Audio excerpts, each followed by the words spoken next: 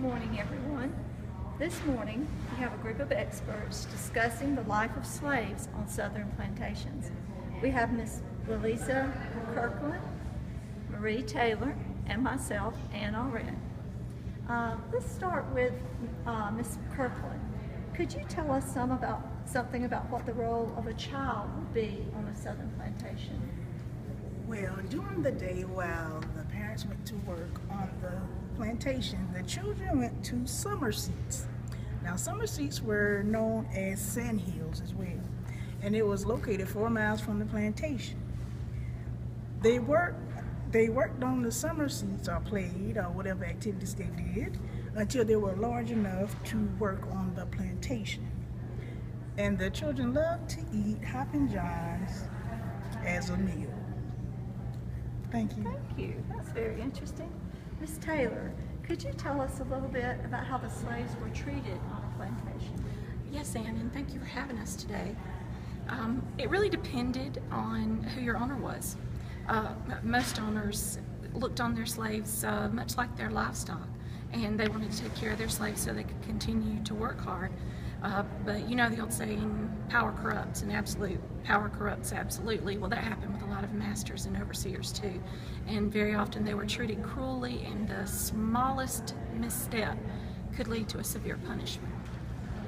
I think I heard you telling me earlier, Miss Taylor, about a very unusual punishment that one slave got. Yes, according to records, there was a female slave who was picking cotton, and they were having an infestation of a type of worms on the cotton plants, and the overseer had said, you know, make sure you get all the worms off. Well, apparently the slave missed a few, and the overseer became very angry and forced her to eat a handful of the worms when she brought the cotton in.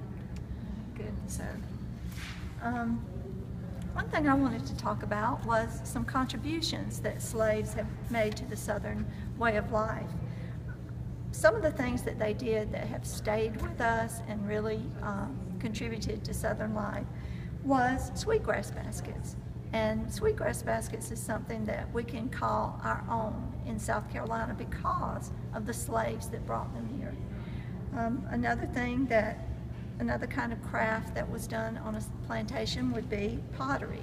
And there's one potter in particular, his name was Dave the Potter, who wrote poems on his pottery.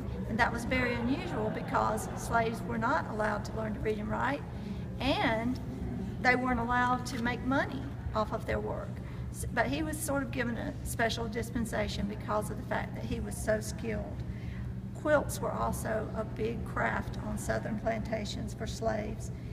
As far as music goes, drums was something that they brought with them or knew how to make from Africa, but it was soon outlawed because it was a way to send messages between the slaves. So another musical instrument that the slaves would make were banjos. And I had always thought that came from the Appalachian Mountains, but it actually came from slaves on southern plantations. Do either of you have anything you would like to add? Very interesting topic. A lot of our language also comes from the slaves.